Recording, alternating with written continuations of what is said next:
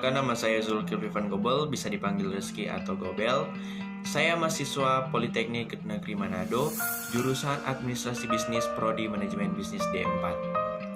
Pada video kali ini saya akan mempresentasikan tugas proposal penelitian saya, yaitu penelitian mengenai analisis penyebab kegagalan pertumbuhan jamur di atas permukaan kaca. Kita masuk pada bab yang pertama, yaitu pendahuluan.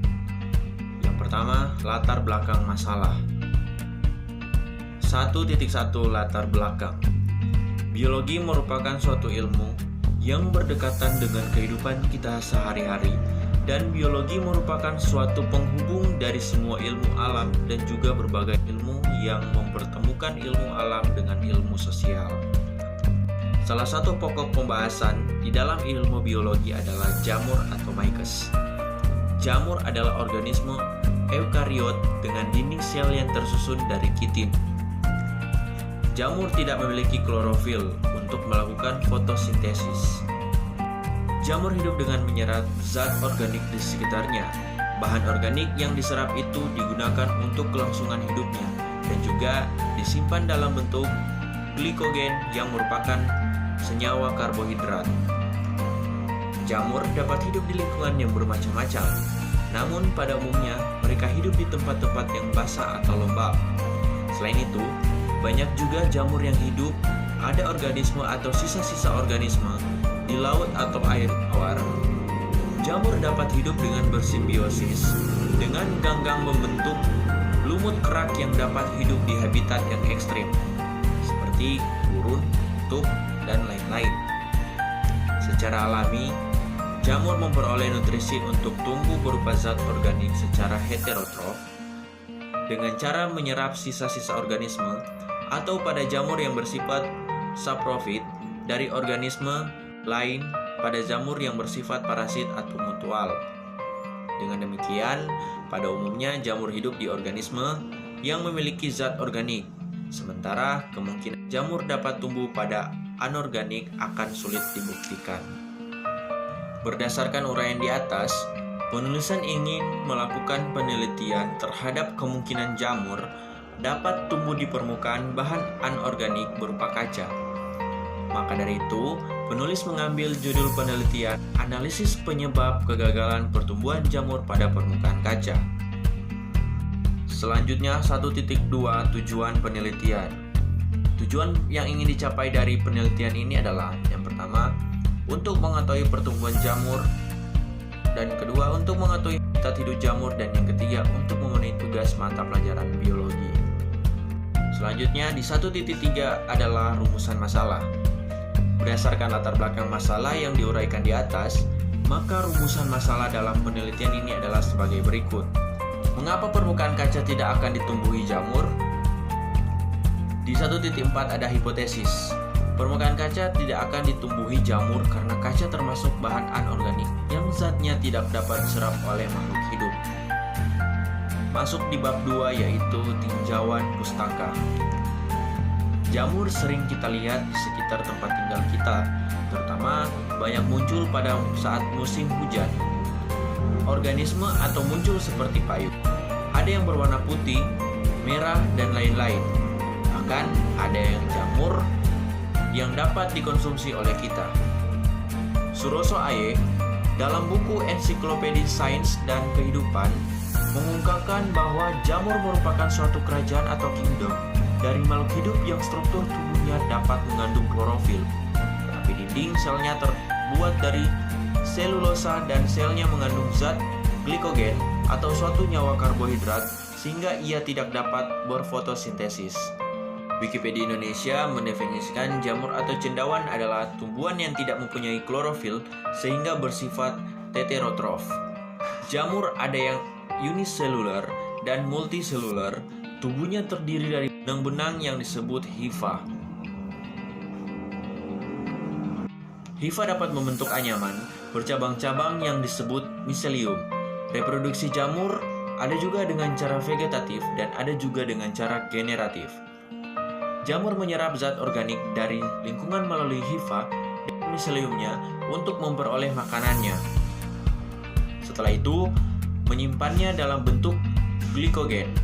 Jamur merupakan konsumen, maka dari itu jamur bergantung pada substrat yang menyediakan karbohidrat, protein, vitamin, dan senyawa kimia lainnya. Semua zat itu diperoleh dari lingkungannya. Sebagai makhluk heterotrof, jamur dapat bersifat parasit obligat, parasit fakultatif, atau saprofit.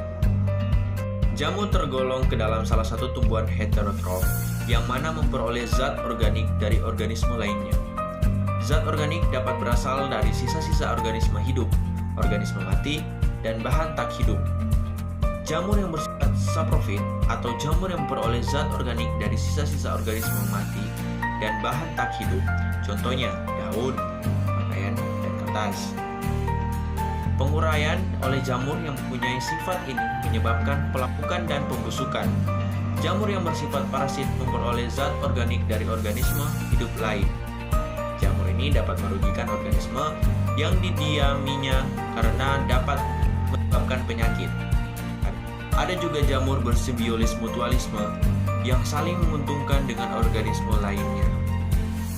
Menurut Albert Towle, 1989, jamur dimasukkan ke dalam kingdom fungi dan kingdom protista. Di bagian A ada kingdom fungi.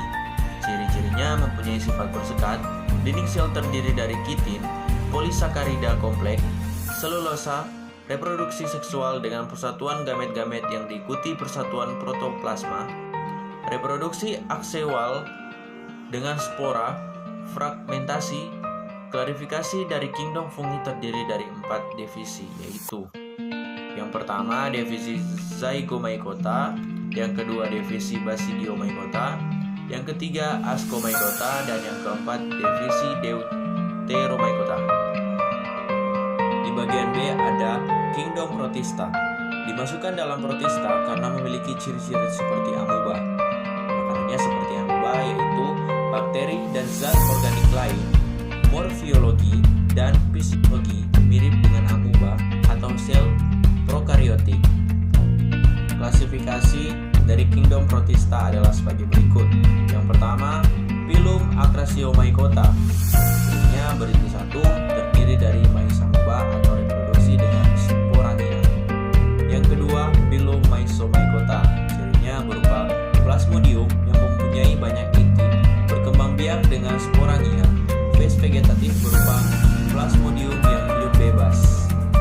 Yang ketiga adalah Phylum Chytridiomycota, yaitu tubuh berupa benang-benang limfa, mempunyai dinding yang pasti, inti eukariotik, menghasilkan spora kembara. Kita masuk pada bab yang ketiga, yaitu metode penelitian. Dalam penelitian ini, kami menggunakan metode library research atau telaah pustaka yang penelaahan kepustakaan dengan mencari data-data atau keterangan dari berbagai buku yang berkaitan dengan masalah yang akan dibahas.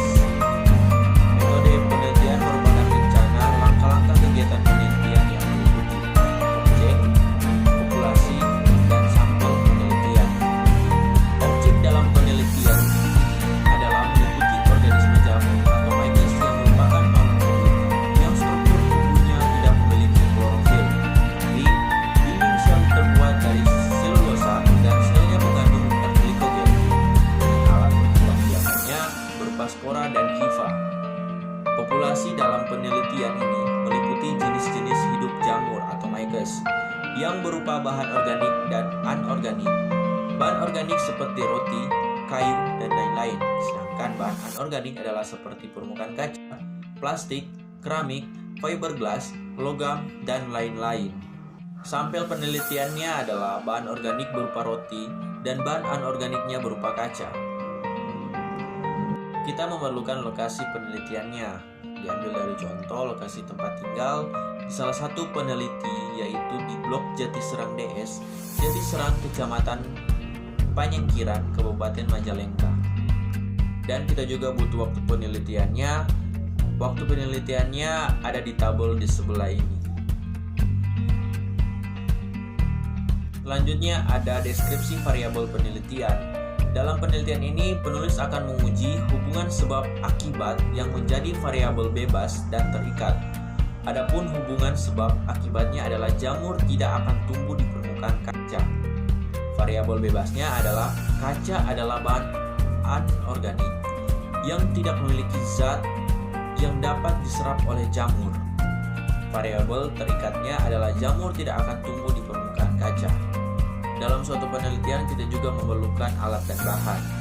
Alat-alat tersebut yang pertama, alat tulis, kedua, peralatan dan bahan yang digunakan untuk melakukan percobaan, dan yang ketiga, literatur yang mendukung percobaan. Dalam suatu penelitian, kita memerlukan alat dan bahan. Alat-alat tersebut berupa pertama, alat tulis, yang kedua, peralatan dan bahan yang digunakan untuk melakukan bahan percobaan, dan yang ketiga, literatur yang mendukung percobaan.